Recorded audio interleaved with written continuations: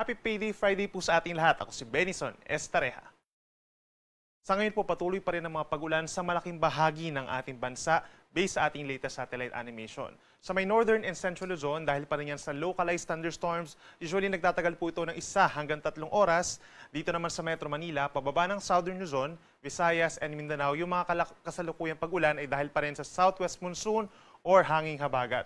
Habang natitirang bahagi ng Mindanao, aasahan din yung mga pag-ulan dulot ng southwest monsoon na maaaring magtagal lamang po hanggang mamayang hating gabi. At yung ating mga kababayan dito sa Metro Manila, down to Zamboanga Peninsula, may mga tsansa pa rin po ng mga pag-ulan hanggang bukas ng madaling araw. Based naman sa ating latest satellite animation, wala pa tayong namamatang anumang bagyo or low pressure area na papasok ng ating Philippine Area of Responsibility. Subalit patuloy yung monitoring natin sa mga cloud clusters or kumpul ng ulap dito sa may West Philippine Sea at dito rin po sa may Philippine Sea east of our country. Base po sa pinakuling tropical cyclone threat potential forecast ng PAGASA, sa loob pa rin po ng 2 araw or over this weekend, posible pa rin ang hanggang 2 low pressure area na mabubuo sa paligid ng ating bansa. Yung una po, nasa may silangan po ng Luzon at ine-expect po natin nakikilos ito pahilaga. So maliit lamang yung tsansa na magla-landfall or tatawid ito dito sa kalupaan po ng Luzon. Hindi rin natin inaalis yung tsansa na mabubuo ito bilang isang tropical depression pero hindi rin po ito inaasahan na magtatagal habang nandito sa may northern portion of Philippine Sea.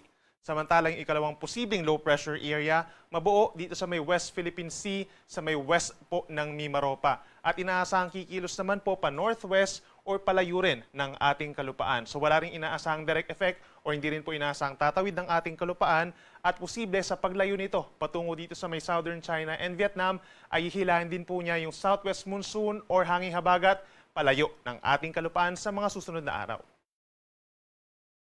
Kaya naman bukas, araw ng Sabado, August 16, malaking bahagi pa rin po ng Luzon pero mababawasan na yung mga pag-ulan natin dito sa may bandang Visayas and Mindanao dulot ng hanging habagat or southwest monsoon. Bukas, asahan pa rin po ang maulap na kalangitan, Zambales, Bataan, Pampanga, Bulacan, lalawigan ng Aurora, down to Metro Manila, Calabarzon, malaking bahagi ng Mimaropa and Bicol Region. Asahan yung cloudy skies with some light to moderate with at times heavy rains po. Bukas po yan buong araw, magbaon ng payong kung kinakailangan at mag-ingat pa rin sa banta ng mga pagbaha sa mga low-lying areas at pagguho ng lupa sa mga bulubundukin na lugar.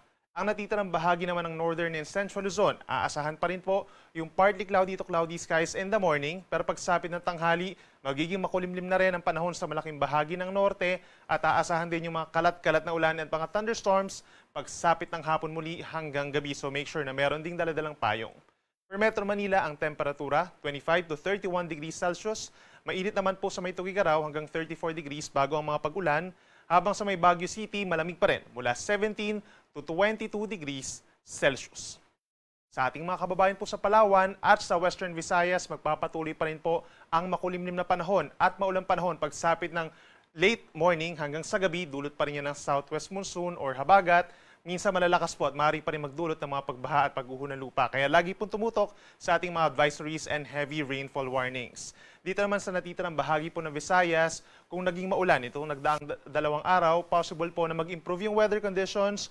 Bukas ng umaga hanggang early afternoon, partly cloudy to cloudy skies at may chance muli ng mga pulu-pulo lamang na mga pag-ulan at mga localized thunderstorms pagsapit po ng hapon hanggang gabi. Temperatura natin sa Puerto Princesa at sa Cebu City hanggang 31 degrees pagsapit ng tanghali bukas. At sa malaking bahagi naman po ng Mindanao, mababawasan din po yung malalakas at tuloy-tuloy ng mga pag-ulan, lalo na dito sa may Zamboanga Peninsula, Northern Mindanao and Caraga Region na siyang naapektuhan po ng southwest monsoon.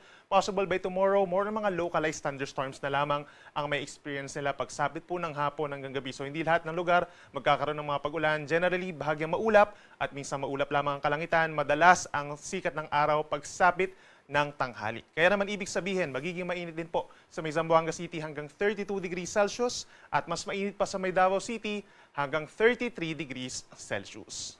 Para naman po sa lagay ng ating karagatan hanggang weekend, wala naman tayong inaasahang gale warning or pagtaas ng mga pag-alon dahil nga po humihina na yung habagat at nagkakaroon na tayo ng possible monsoon break by early next week. Asahan po natin sa may extreme northern Luzon, moderate seas pa rin or nasa 1 hanggang 2.5 metrong taas ang mga pag-alon doon. Delikado pa rin for our small sea vessels sa ating mga kababayan na nangingisda habang natitirang baybayin po ng ating bansa. Aasahan nasa 0.5 hanggang 1 metro ang taas ang mga pag-alon sa malayong bahagi ng Pampang at kapag mayroong mga thunderstorms, posible pa rin umabot sa hanggang 2 metro ang taas ng mga pag-alon.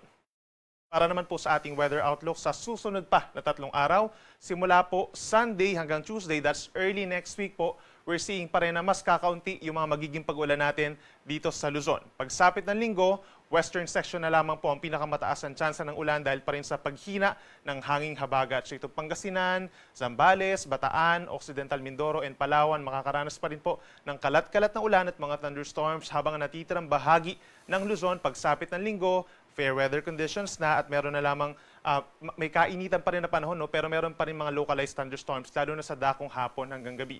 Pagsapit ng Lunes, dyan na po magsisimula yung tinatawag natin na monsoon break o yung hindi pag-iral ng southwest monsoon sa ating bansa. Malaking bahagi ng Luzon, fair weather conditions, madalas magiging maaraw na sa umaga hanggang sa tanghali. Yun nga lang po, posible pa rin ng mas mainit na panahon. Sa Metro Manila hanggang 34 degrees Celsius at nandyan pa rin ang mga kaulapan sa hapon at mga saglit na ulan sa ilang lugar na lamang.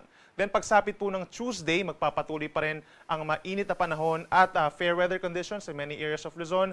Pero pagsapit sa may southern portion of Bicol region, itong Albay, Sorsogon, and Masbate, possible na magkaroon dyan ng epekto ng ITCZ or Intertropical Convergence Zone, yung banggaan or convergence ng mga hangin galing po sa may northern and southern hemispheres. Mataas ang tsansa ng mga pag-ulan, kaya make sure na meron daladalang payong. Pagsapit naman po dito sa Visayas, pagsapit ng linggo, hindi na po nakakaapekto sa Visayas ang southwest monsoon. Maging dito rin po sa araw ng Lunes dahil nga po meron tayong monsoon break. Fair weather conditions, very ideal ang pamamasyal kung lalabas po ng bahay at yung pagsasampay muli ng ating mga damit, wala naman tayong magiging problema except na lamang sa mga saglit na ulan at mga thunderstorms. Then pagsapit po ng Tuesday, malaking bahagi ng eastern and central Visayas ang magkakaroon ng maulap na kalangitan. Dulot na rin yan nung nabanggit natin kanina na Intertropical Convergence Zone. Make sure na meron dalang payong kung lalabas ng bahay at laging tumutok sa ating mga advisories and even heavy rainfall warnings kung kinakailangan.